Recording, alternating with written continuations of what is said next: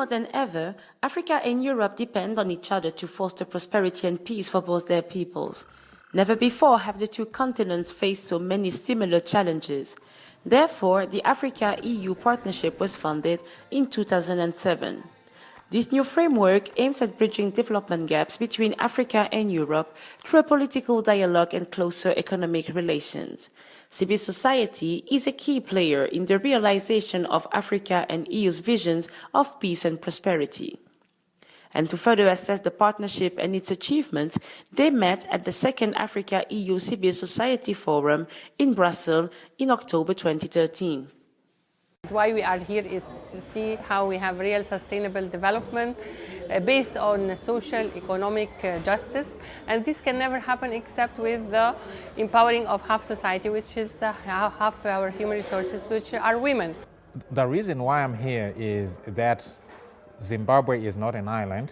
It is part of the Southern African sub-region, African region, and the international community. So the policies that are formulated at forums like this impact on Zimbabwe. Civil society organizations from across Africa and Europe met to develop their visions and proposals to reinforce the intercontinental relationship in light of the joint summit in April 2014. Leaders will give consensus if there is big support from civil society. So this is a two-way process. We need to get the leaders involved through the formal summit, but civil society comes from other side. And ambitions should meet, not just, I would say, classical negotiation process with negotiators in UN. Africa and Europe are determined to overcome the traditional donor-recipient relationship of the past. They both want to modernize the way they tackle challenges facing their population. This change requires some time, but also action and dialogue by all actors influencing the lives of people.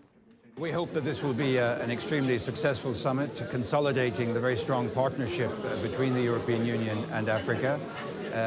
This will, of course, also discuss how we can further develop this partnership, moving beyond the classical subjects of development assistance or trade, to cooperation on political, security matters, matters of common international concern. This will be the beginning of a partnership for the 21st century, which will also take into account the changing face of Africa and the great economic and social progress which is being made in the continent, and which will be the basis for our future relationship. There is a political dialogue component which seems to be favored by the European Union, and there's a development dimension which Africans want because they have to show dividends to the people. An effective marriage of these two components is required in the third partnership circle if the process is to assume higher relevance.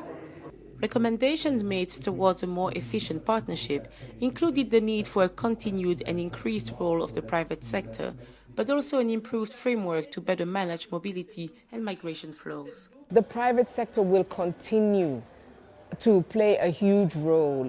And I think one of the key things that it is important to have happen is for the European Union and other development partners to recognize and applaud the role of indigenous small private sector, and to applaud it for its, its capacity to maintain and sustain our societies over many, many generations and centuries. When a migrant finds employment in Europe, he's called a migrant worker.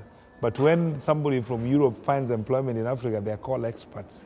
So these are the disparities that we want to see addressed. This particular partnership, they need to look at mobility, particularly mobility within the two continents, because even now as we are speaking, most of my colleagues were not able to be here because of visa challenges.